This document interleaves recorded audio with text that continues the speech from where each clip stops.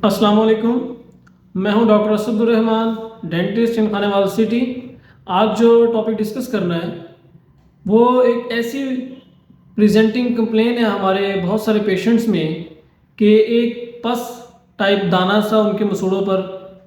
कई दफ़ा बन जाता है और कुछ टाइम बाद वो ख़त्म हो जाता है और वो फिर से हो जाता है, जिसे बेसिकली हम डेंटल इन्फेक्शन कह सकते हैं। अभी डेंटल इन्फेक्शन जब हो रहा है, इसकी कॉज क्या हो सकती हैं, और ये पस फिल्ड जो एक दाना बन रहा है, जो एक मसूड़ा फूल जाता है और उसके अंदर पस आ जाती है, इसकी क्या क्या कॉजेज़ हो सकती हैं और इसकी क्या ट्रीटमेंट हो सकती है, और ये ऐसा क्यों है कि ये बन रहा है और ख़त्म हो रहा है, और एकदम से जब ये इतना बढ़ जाता है कि पेशेंट को काफ़ी ज़्यादा शदीद दर्द होने लग जाता है, इन सब को फिर कैसे जो है वो ट्रीट करवा सकते हैं, इसके बारे में डिस्कस करते हैं। इन्फेक्शन हो रहा है, इसकी कॉजेज़ में ओरल कैविटी के लिहाज से, मुंह के अंदर के लिहाज से अगर हम देखें तो उसमें सबसे पहली वजह हमें अपनी ओरल हाइजीन, अगर वो ओरल हाइजीन हमारी पुअर है, हमारे मुंह की हम सफाई नहीं रखते, हमारे दांतों के साथ बहुत ज़्यादा मांसखोरा है या कीड़ा लगा हुआ दांतों में, जिसकी वजह से हमारे मुंह के अंदर दांतों के अलावा भी अल्सर या और भी बहुत सी किस्म की बीमारियां हो सकती हैं। और दांतों के लिहाज से अगर बीमारी को देखें तो जो मांसखोरा है या कोई भी बैक्टीरियल इन्फेक्शन हो रहा है, उसकी वजह से जो दांतों में कीड़ा लग गया है, वो कीड़ा जब एक्सटेंड करता है कैविटी को, डीमिनरलाइज करता है, उसके मिनरल्स को वो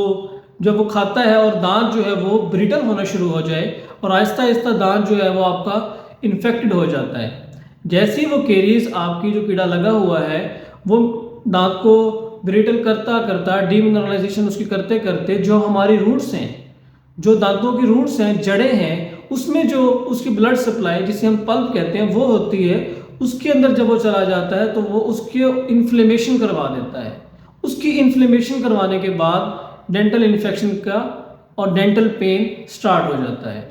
उससे पहले सिम्टम्स आ रही होती हैं कि ठंडा गर्म लग रहा है और वो ख़त्म हो रहा है, और किसी भी किस्म का पेन हल्की सी देर के लिए होता है, ख़त्म हो जाता है। अगर हम उसको उसी वक्त ट्रीट करवा लें तो बेहतर है। चले खैर, ये जो दाना बन रहा है पस फील्ड हमारे मसूड़े के साथ, इसके किस किस किस्म के ये हो सकता है और इसकी क्या क्या कॉजेज हो सकती हैं। पस टाइप जो दाना हमारे मसूड़े के साथ बन गया, वो अब एक बॉयल है या एक पस फील्ड जो कि मसूड़े के साथ बन रहा है, वो एक डेंटल इन्फेक्शन जो हमारे दांत में हुआ है वो अब बाहर आ रहा है। वो कभी इधर हमें मसूड़े के साथ शो हो रहा है, या कभी हमारी रूट्स के नीचे है, या कभी हमारे दांतों के अंदर जो बोन है उस बोन के अंदर है। इसी तरह जो बोन के अंदर होगा वो एक जो है वो पेरिडोंटल, जो मैंने बताया, जो टिश्यूज जो बोन के साथ, हड्डी के साथ दांत पड़े हुए और नीचे इन्फेक्शन हो रहा है रूट्स के, उसे हम पेरिडोंटल लीजन भी कह सकते हैं। और जो मसूड़े के साथ आ गया है उसको हम इसी तरह, जो एक इन्फेक्शन जो दांत के अंदर हुआ है जिसकी वजह से वो पस फील्ड जो है मसूड़े के ऊपर बन गया है, और अगर कोई ऐसा जो कि दांत में कीड़ा नहीं लगा हुआ और दांत में दर्द हो रहा है और दाना बन रहा है, तो वो बेसिकली दो दांतों की जड़ों के दरमियान एक इन्फेक्शन होना शुरू हो जाएगा। उसकी कॉज क्या हो सकती है? उसकी कॉज हो सकती है, उसकी वजह ये हो सकती है जो बोन है हमारी, वहाँ पर मांसखोरा लग गया दांतों के साथ साथ, जिसकी वजह से बोन जो है वो आहिस्ता आहिस्ता दांतों को छोड़ना शुरू हो गई। आहिस्ता आहिस्ता जब बोन, हमारी जो हड्डी है, वो दांतों को छोड़ेगी और नीचे की तरफ जाएगी, तो वहाँ पर इन्फेक्शन कॉज होगा। उसकी इन्फ्लेमेशन की वजह से दांतों की रूट्स, जड़ों के नीचे इन्फेक्शन हो जाएगा। उससे भी बाज़-औक़ात हमारे मसूड़ों के ऊपर इसी तरह पस फील्ड जो अब्सेस है वो बनना शुरू हो जाती है,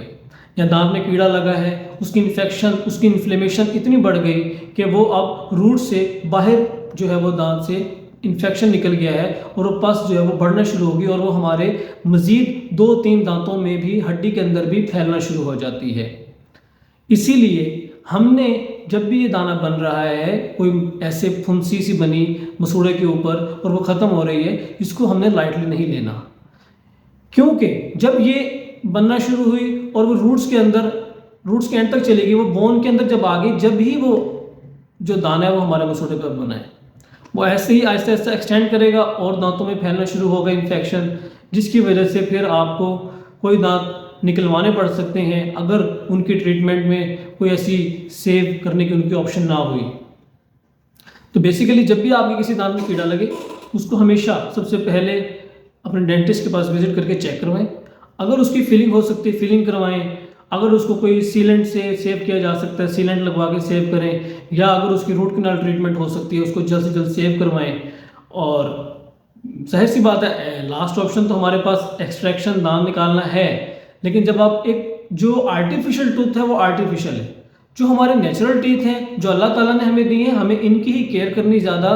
ज़रूरी है। इनकी केयर करें और हमेशा दांतों की सफाई लाजमी करवाया करें, एनुअली लाजमी विजिट करें डेंटिस्ट के पास, और जो अपने दांतों की केयर है उसको करें। ब्रशिंग को